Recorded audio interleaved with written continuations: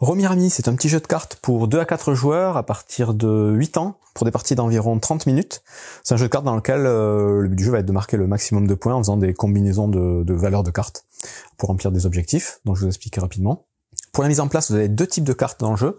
Vous avez les cartes objectifs, les cartes contrat.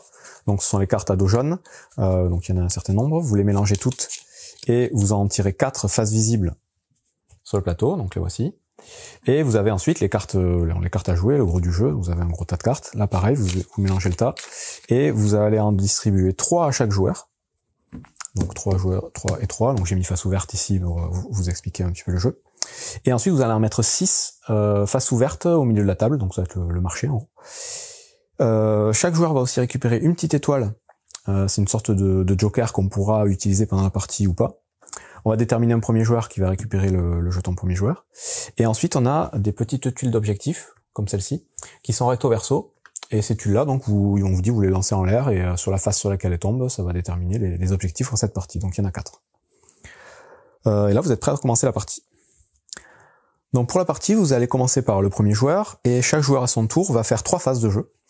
Une phase où il va récupérer des cartes, une phase où il va éventuellement remplir des contrats, et une phase de nettoyage où on va remettre des cartes disponibles et regarder notre limite de cartes en main. Ensuite, ça va être au joueur suivant dans le sens aiguille d'une montre de faire exactement la même chose, et on va tourner comme ça un certain nombre de fois jusqu'à ce que la condition de fin de partie soit atteinte. La condition de fin de partie va dépendre du nombre de joueurs et du coup du nombre de cartes contrat que les joueurs vont faire. Dès qu'un joueur aura rempli son 5e contrat, donc aura récupéré sa 5e carte jaune dans une partie à 4 joueurs, on finit le tour en cours et la partie s'arrête, on compte les points. Quand on est 3 joueurs, c'est au 6e contrat, et quand on est 2 joueurs, c'est au 7e contrat. Tout simplement. Donc voilà, on va faire des tours comme ça. La première étape, je vous disais, c'est de récupérer des cartes dans le marché. Donc on commence avec 3 cartes en main, et le but, comme je vous ai dit, ça va être de remplir les contrats ici. Donc essayer d'avoir des combinaisons de cartes qui respectent ce qu'on nous demande ici. Ces combinaisons-là, elles sont de différentes sortes. Quand vous avez 2 cartes côte à côte, c'est des paires, en fait. Il va falloir faire des paires avec les valeurs. Donc là, tout ce qui va compter pour les combinaisons de cartes, ce sont les valeurs des cartes qu'il faut regarder. Pas les couleurs, pas les signes. Donc il y a 4 symboles dans le jeu. Vous avez le trèfle, le diamant, la cerise et le cœur. Ces symboles-là, c'est juste pour marquer des points bonus, que je vais vous expliquer. Mais pour remplir les conditions, il faut regarder les valeurs. Donc ici, on vous dit qu'il faut 2 cartes identiques et 3 cartes identiques. Ici, on vous dit qu'il faut 4 cartes identiques. Là, on vous dit qu'il faut 2 cartes identiques de valeur 1 et 4 cartes identiques. Et vous avez d'autres types d'objectifs. Quand il y a une petite flèche comme ça dessus, c'est des cartes qui se suivent. Donc 1, 2, 3 ou 4, 5, 6, des valeurs de cartes qui se suivent. Là, c'est 4 cartes qui se suivent et c'est à peu près tout.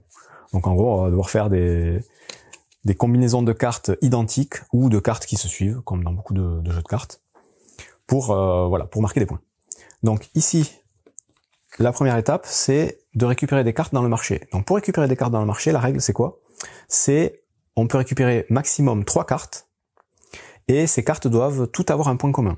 Donc ça peut être 3 cartes avec le même symbole. Donc là, je pourrais très bien prendre le 1, le 2 et le 4, symbole cerise. Elles ont un symbole en commun.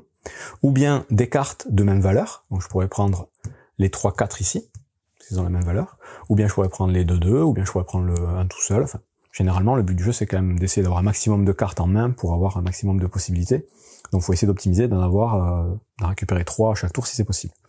Donc là, dans ma situation, vu ma main, je vais prendre par exemple les 3 4, et grâce à ces cartes, je peux tout de suite réaliser un premier objectif qui va être celui-ci. Donc celui-ci, on me dit il faut 3 cartes identiques, donc 3 cartes identiques et 2 cartes identiques. Donc j'ai réalisé l'objectif, je prends la carte, je la mets dans ma zone de jeu, et parmi les cartes que j'ai utilisées pour remplir l'objectif, je vais regarder quelles cartes ont un symbole en commun avec la carte objectif. Donc là, c'est le diamant. J'ai 7 cartes et 7 cartes qui sont des diamants. Dans ce cas-là, ces cartes, je vais les prendre, je vais les mettre face cachée à côté de moi, et ça vaudra des points en fin de partie. Toutes les autres cartes, je les défausse. Et éventuellement, donc si là, il me reste plus qu'une carte en main, mais si j'avais eu la possibilité de remplir d'autres objectifs, j'aurais pu le faire. On peut remplir plusieurs objectifs dans un même tour. Là, c'est pas le cas. Dans ce cas-là, ma deuxième étape s'arrête, l'étape de remplir les objectifs. Et on passe à la dernière étape. La dernière étape, c'est une phase de nettoyage où on va remettre des cartes. Il faut qu'il y en ait toujours 4 disponibles parmi les objectifs. Et les cartes au marché, il faut toujours qu'il y en ait 6. Donc voilà, on remplit le marché et les objectifs. Et enfin, le joueur doit avoir, à ce moment-là, en main, entre 3 et 10 cartes maximum. S'il a moins de 3 cartes, il va en piocher 2. Enfin là, si j'en ai qu'une, pardon, j'en pioche 2. Enfin, faut qu'il remette sa main à 3 cartes, en gros. Si j'avais eu plus de 10 cartes, j'aurais dû en défausser pour arriver à 10. Et là, le tour est fini. Ensuite, c'est au joueur suivant. Donc, on regarde ce qu'il a dans sa main.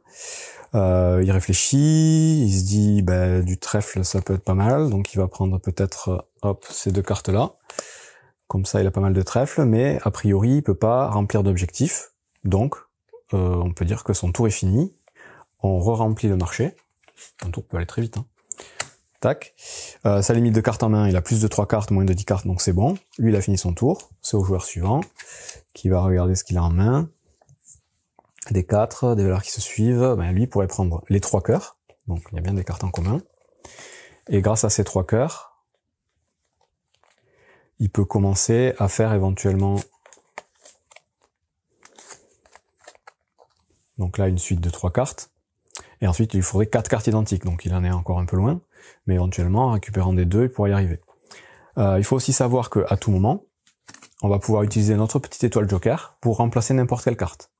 Donc, admettons ce joueur, en trichant un peu, il était dans cette configuration-là. Il pourrait remplir cet objectif en disant, j'ai ma suite de 3 cartes, 3, 4, 5, et j'ai 4 cartes identiques, 2, 2, 2, et mon étoile joker. C'est ma 4e carte. Dans ce cas-là, il récupère la carte, qui lui fera marquer des points. Il regarde combien de cartes cœur il a utilisé pour faire tout ça. Donc l'étoile, on considère que c'est jamais la bonne couleur. Donc là, il a 4 cartes cœur. Il les prend, il les met à côté de lui face cachée, ce sera des points de victoire. Les 2 autres cartes sont défaussées, son étoile est défaussée. Et fin du tour, on remet les cartes.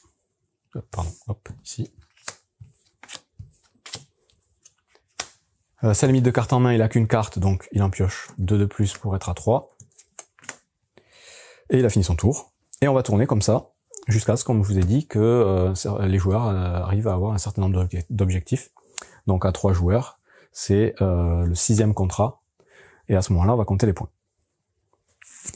Pour compter les points, on va regarder donc uniquement les cartes contrats qu'on a remplies. Donc on peut nettoyer un peu tout ça. Hop, hop. Et on va commencer par attribuer les petits trophées, donc les couronnes. Donc là, c'est une histoire de majorité. Parmi les cartes objectifs qu'on a remplies, celui-ci va nous demander de regarder le nombre de diamants. Donc moi, j'ai 2 diamants. Lui, il en a 0, lui, il en a 0. Donc c'est moi qui remporte ce trophée. Donc j'ai 3 points supplémentaires. Ensuite, on va regarder la même chose avec les cerises. Donc là, il y a les 2 joueurs ici qui sont à égalité avec une cerise chacun. Quand il y a égalité, personne ne gagne le bonus. Ensuite, ici, c'est par trio de cartes identiques. Donc là, pareil, on regarde le bandeau à chaque fois de chaque carte. Donc moi, j'ai un trio, 2 trios. Lui, il en a que 1. Lui, il en a pas. Donc c'est moi qui gagne ce bonus. Et là, c'est par 4 cartes identiques. Donc lui, il a que des paires, c'est pas bon. Moi, là, c'est 5. Et lui, il a 4 et 4. Donc ce serait lui qui gagnerait ce bonus. Donc ça, voilà, c'est la première chose à faire. Ensuite, tout simplement, on va additionner les couronnes qu'on va avoir sur les points en couronne qu'on va avoir sur nos couronnes, plus tous les points des cartes objectifs qu'on aura récupérés. Donc c'est pareil, c'est les petits points en dessous des couronnes. À ça, on va ajouter tous les points des cartes qu'on a récupérées face cachée, donc les cartes qui étaient du même symbole que les objectifs qu'on a réalisés. Donc là, on compte. 1, 2, 3, 4, 5, 6, 7. Donc j'ajoute 7. Un point supplémentaire si on n'a pas utilisé notre étoile bonus. Et on fait le total de tout ça, et celui qui a le plus de points est déclaré vainqueur. En cas d'égalité, c'est celui qui aura le plus de cartes, des cartes de bonus, qui sera déclaré vainqueur. Donc voilà un exemple de décompte. Donc là, voilà, j'ai pas mis le bon nombre de contrats. Et normalement, à 3 joueurs, il a fallu qu'un joueur ait 5 contrats pour mettre fin à la partie. Là, j'ai fait vite fait, c'est juste pour expliquer le principe. Et vous voyez, c'est assez simple. Et c'est tout pour Romirami, donc un petit jeu de cartes, de collection de cartes et d'objectifs, très simple, très familial, facile à sortir avec tout type de public. Donc bon jeu à vous.